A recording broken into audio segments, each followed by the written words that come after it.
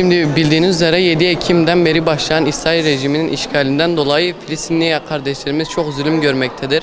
Her gün yüzlerce, binlerce insan ölmektedir ve şu ana kadar başta çoğu çocuk ve kadın olmak üzere Müslüman kardeşlerimiz katledildi. Bu bir savaş değildir, bu bir katliamdır.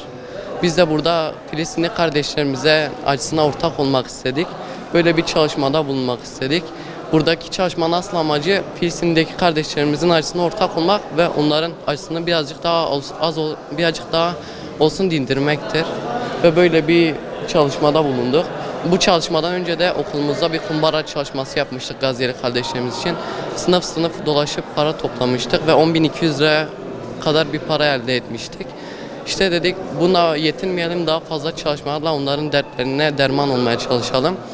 İşte böyle bir kermes yaptık. Bu kermeste kardeşlerimiz evinden olsun, iş yerinden olsun getirdiği yemeklerle, annelerinin yaptığı pastalarla, keklerle, içeceklerle buradaki kardeşlerimizin derdine derman olmaya çalıştık. Burada başta hocalarım ve müdürüm olmak üzere herkese teşekkür ediyorum.